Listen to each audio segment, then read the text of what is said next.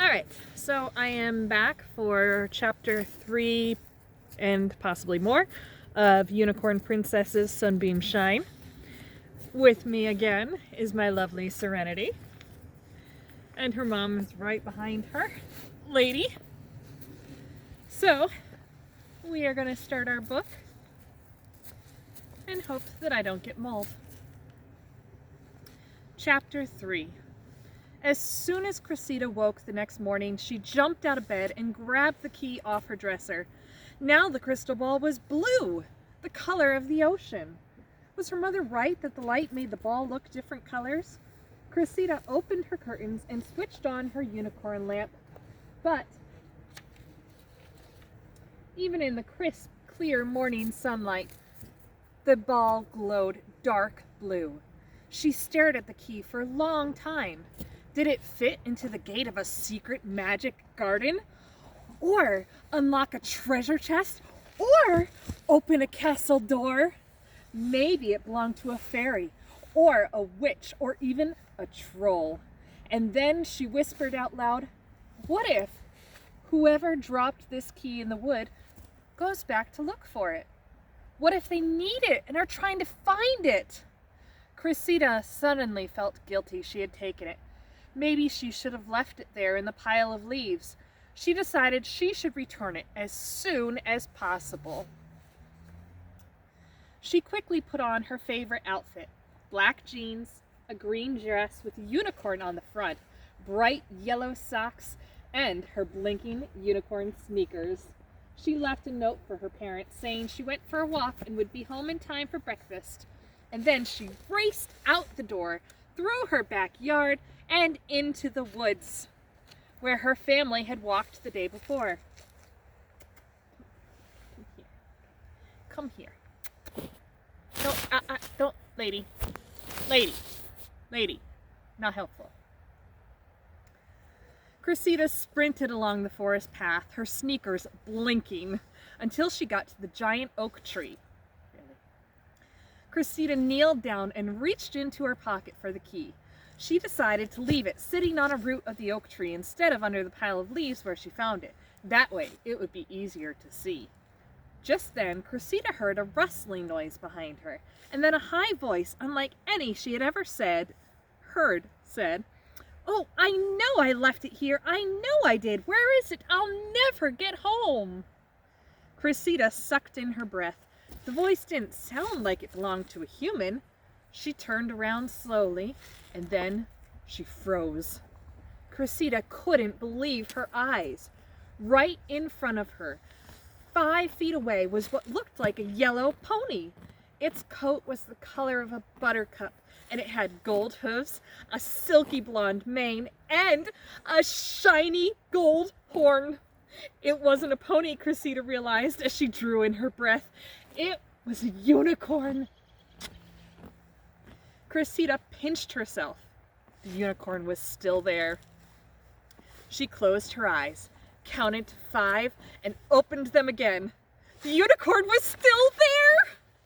She pinched herself so hard she whispered, "Ouch!" The unicorn was still there.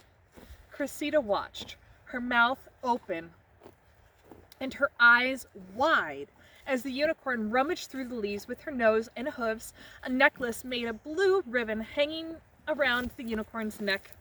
Cressida noticed a large hole in the ribbon, and she wondered if something that had been attached to the necklace was missing. "Oh, where is it?" the unicorn said again. "Are you looking for this?" Cressida asked, holding the key out in front of her. Now the ball glowed pink again, and there's a nice picture of Cressida in her first unicorn. The unicorn reared up and stepped backward with large dark eyes. She looked down at the key. An enormous grin spread across her face. "The key!" she whinnied. "Thank you!" Then, with her mouth, she took the key from Cressida's hand. Cressida's heart skipped a beat. A unicorn's nose had just brushed against her skin. Then the unicorn froze. She looked at Cressida, narrowed her eyes, and dropped the key between her hooves. Wait a minute, the unicorn said. Can you see me? Of course, Cressida said. It seemed like an awfully strange question. Are you absolutely sure? The unicorn flicked her blonde mane and twitched her blonde tail. Of course I'm sure, Cressida said, laughing. You're standing right in front of me. You just touched my hand with your nose. You can see me. You can see me, the unicorn sang out, dancing in a circle and rearing up on her hind legs. You're a human girl who believes in unicorns. Well, Cressida said, giggling, yes, I suppose that's true. You must come back with me to the Rainbow Realm, the unicorn cried. Please say you will. And by the way, my name is Princess Sunbeam. Back to where? Cressida asked. And you're a princess? Should I curtsy? Don't bother curtsying, Sunbeam laughed. The Rainbow Realm is a magic land ruled by my sisters and me. Usually we stay away from the human world, but I have a little bit of a problem. Well, actually a big problem, and I really need your help. What's wrong? Cressida asked. She tried to imagine what kind of problem a royal unicorn could have. I bet you noticed that hole in my necklace, Sunbeam said, crossing her eyes and looking down toward her chest. Sunbeam's face looked funny, but Cressida managed to nod instead of laugh. My magic yellow sapphire, which gives me special power, is gone. Without it, I might as well be a pony with a golden horn, Sunbeam exclaimed dramatically. Now, Cressida couldn't help but giggle. When she caught her breath, she asked, How did you lose your yellow sapphire? Sunbeam sighed. Well, there's this wizard lizard. His name is Ernest, who lives in our palace, and when he gets bored, he amuses himself by casting spells on the fruits and vegetables. Usually he tries to turn them different colors just for fun, but sometimes he tries to change them into spiders and butterflies. We've asked him to stop because his spells always go wrong. Always. Can you back up a little? Back. Thank you. Good girl. Thank you. Good girl. Always. But he never listens. And so this time he accidentally cast a spell that made my yellow sapphire fly off. Now it's lost, and the only way to reverse the spell is for a human girl who believes in unicorns to find my magic gemstone and return it to my necklace. Ever since yesterday morning, I've been in your world, walking right up to human girls, and they've stared through me like I'm made of air. That's because they don't believe in unicorns. You're the first one who has been able to see me. I'd given up, and I was ready to go home, and then I found you while I was looking for my key. Cressida smiled with delight. My mother keeps telling me unicorns are imaginary, but I've always known unicorns are real.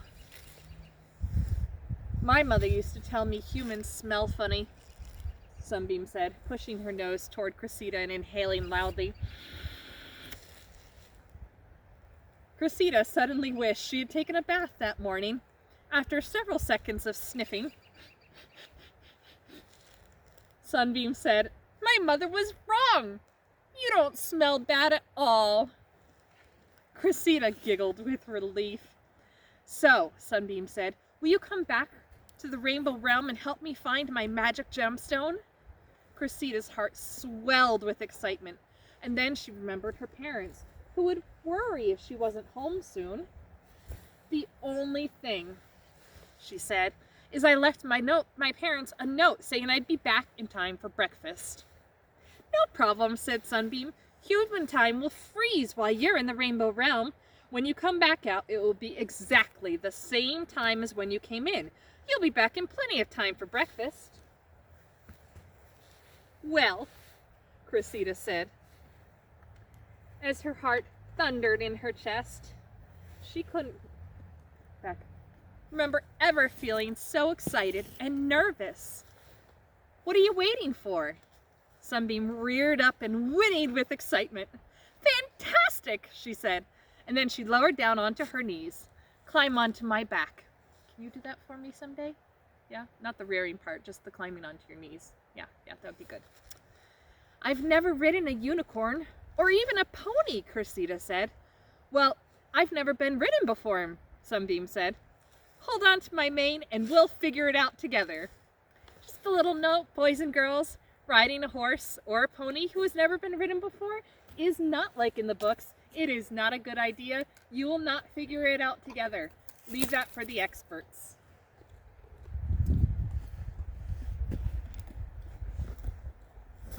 Carefully, Cressida climbed onto Sunbeam. The unicorn's back was warm, soft, and surprisingly steady. Her mane felt like threads of silk in Cressida's hands. Sunbeam stood, picked up the key with her mouth, and trotted over to the oak tree.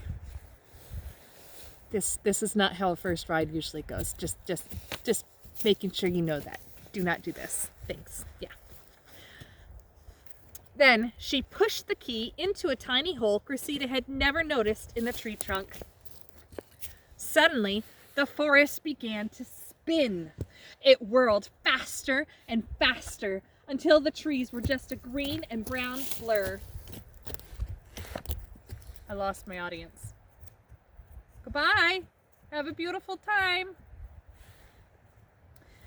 Cressida gripped Sunbeam's mane as tightly as she could. And then she had the feeling the two of them were falling. It was like being in an elevator, hurtling downward without stopping at any floors. With a jolt, the spinning and falling stopped. Cressida blinked. They were in one of the biggest, grandest rooms Cressida had ever seen. Purple velvet curtains hung from floor to ceiling windows. Crystal chandeliers sent rainbow light all over the white marble floors. Along one wall were silver troughs filled with water and something else that looked, Cressida thought, like honey or maple syrup. Probably molasses. My horses like molasses. Harp music played softly and silver candles burned in glass holders. Welcome to Spiral Palace, Sunbeam said. Oh, she's coming back. I was going to stop because I don't have my audience anymore, but she's coming back just in time for chapter 4. You going to stay with me this time? Yeah? One more chapter and then it's dinner time. Chapter 4. Sunbeam kneeled and Cressida slid sideways off Sunbeam's back. Her sneakers' pink blinking lights reflected on the shiny white floor. She closed her eyes and breathed in.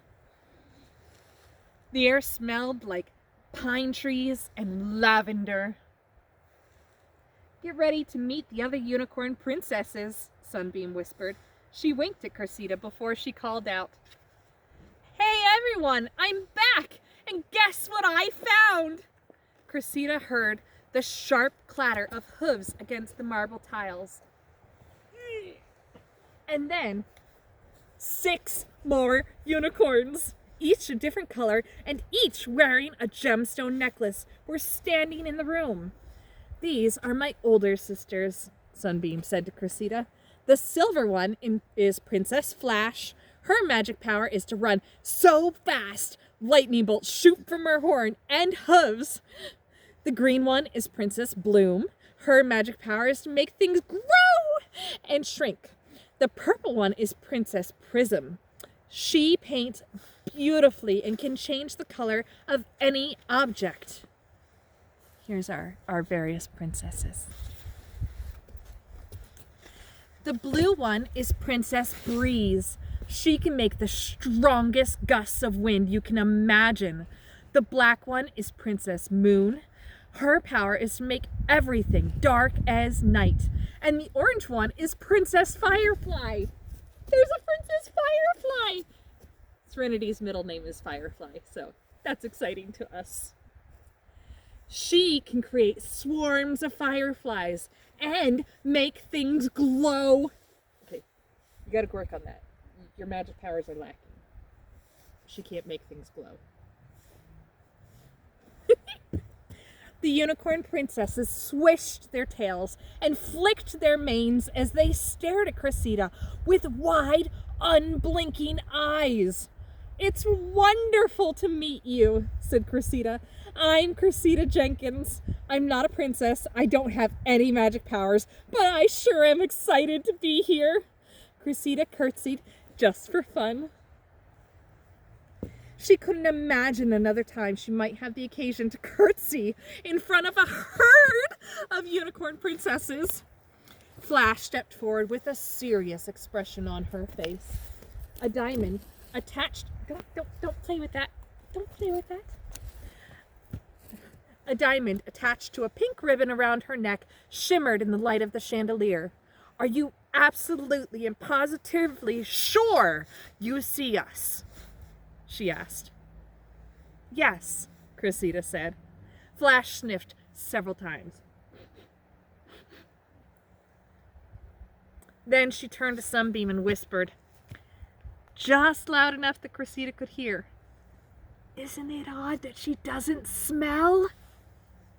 I was expecting to have to open some windows and turn on a fan." Sunbeam whispered back, "I know. I thought I'd have to hold my nose the whole time I was in the human world. But it turns out humans don't really smell. At least, most of them don't." "Interesting," Flash whispered. And then the two sisters looked to Cressida. Cressida pretended she hadn't heard them as she tried not to giggle. She decided not to mention that human boys, especially her brother, often smelled terrible. "Cressida," Flash said, "has Sunbeam explained to you her situation with the wizard lizard and the magic spell?" "Yes," Cressida said. She wanted to ask if she would get to meet the wizard lizard too. She was curious to find out what exactly a wizard lizard looked like. But when she saw Flash's icy eyes, she decided to ask Sunbeam about the wizard lizard later. "Did Sunbeam tell you about the different domains inside the rainbow realm?" "The domains?" Cressida said. "I don't think so." Flash frowned. "I was getting to that," Sunbeam said, and then she whispered to Cressida, "Flash is the oldest sister. Nothing I do is ever good enough for her." Cressida nodded in sympathy. She knew exactly what it felt like to be a younger sister. "Well, allow me to explain," Flash said in a tone Cressida associated with her teachers at school. Sunbeam rolled her eyes and snorted. Flash sighed and continued. "Our mother, Queen Mercury, divided up the rainbow realm so that each princess could have our own land, or domain, to rule over. She decided which princess would get which domain based on our magic powers. Since Sunbeam's power is to create heat and sun, she rules over the Glitter Canyon. Our best guess is that Sunbeam's yellow sapphire is in the Glitter Canyon. I know it's a lot to take in all at once. Does that make sense to you?" Cressida nodded to show she understood. "Are you sure?" Flash asked. "I can explain it again." "I've got it," Cressida said. She wondered if Flash thought human girls weren't very smart. Perhaps Queen Mercury had told her daughters that humans were both smelly and dumb. "Very well," Flash said. "Are you willing to go to the Glitter Canyon this morning to look for Sunbeam's yellow sapphire?" "Absolutely," Cressida said. She felt a surge of excitement. She had never been to a canyon before, and certainly not one that glittered. "Splendid," Flash said, and she smiled. "Have you had breakfast?" "Goodbye." Cressida suddenly realized she was very hungry. She hadn't eaten since dinner the night before. "Not yet," she said. Flash used her mouth to pick up and ring a silver bell. Almost as soon as it made a soft tinkling noise, 5 scarlet dragons, each wearing an apron and a chef's hat, whistled as they walked in, pushing gold troughs on wheels. Threads of blue smoke and tiny green flames danced from their nostrils. "Thank you," Flash said. "No problem," one of the dragons said, as green fire erupted from his mouth. "Dragons are great cooks," Sunbeam whispered into Cressida's ear. "They don't even need stoves or ovens because they breathe fire, and they can cut our fruit using their claws instead of knives." Cressida nodded as she watched the dragons leave the room, their red tails dragging along the floor. "I had no idea dragons were real too," she said. "Of course they are," said Sunbeam, shrugging. "Anyway, I'm starving. Let's have some breakfast." Inside the troughs were what looked like slices of purple and pink striped tomatoes with teal seeds, alongside piles of what looked like cookies made with hay and orange berries instead of oatmeal and raisins. The unicorns dipped their mouths into the troughs and began to noisily chew. Cressida watched, unsure of what to do. Was she supposed to get on her hands and knees and eat from the trough? Just like the unicorns?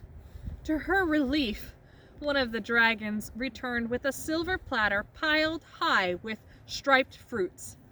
"Thank you so much," Cressida said, taking the tray. Cressida's stomach growled as she bit into the fruit. It was the freshest, juiciest fruit she had ever had. She decided it tasted like a cross between a kiwi, a fresh peach, and a coconut. The little blue seeds were crunchy and sweet like toffee. "What is the name of this fruit?" Cressida asked Sunbeam. "It's amazing." "Those are giant wrinkleberries from Bloom's garden. She is an amazing gardener. She uses her magic power to make the fruit grow and the weeds shrink." Bloom nodded as she chewed a wrinkleberry. The emerald on her necklace glittered. "It's a good thing I can use magic to grow my fruits and vegetables. Now that Sunbeam's yellow sapphire is gone, there's no sun for my garden." "Now that I've found Cressida, that should change soon enough," Sunbeam said. "I'm sure she'll find my yellow sapphire in no time." "I'll do my very best," Cressida said. She felt a little nervous. What if she couldn't find the gemstone? "I can do this," Cressida whispered to herself. And then she took a deep breath and ate another bite of her wrinkleberry. After she felt full, wrinkleberries were quite filling. She slipped a wrinkleberry in her jeans pocket, just in case she felt hungry later. As soon as the unicorns finished eating, Sunbeam jumped up, full of energy. "Well, let's go," she said. "I can't wait to show you Glitter Canyon." Then Sunbeam whispered to Cressida, "And I'm ready for a break from Flash. I love her, but my oldest sister drives me kind of crazy." Cressida smiled. "I know the feeling. I have an older brother." Sunbeam kneeled down and Cressida climbed onto her back. "Goodbye," Sunbeam called to her sisters, trotting in an excited circle. "The next time you see me, I'll have my yellow sapphire and my magic powers back." Sunbeam swished her tail and, with Cressida still perched on her back, trotted toward the palace door. "Good luck," the unicorn princesses called out after them. "Sunbeam," Flash called out, "no fooling around. You and Cressida have serious work to do." And that is the end of chapter 4. Next time I come back, we will be reading chapter 5. I hope everybody enjoyed our reading.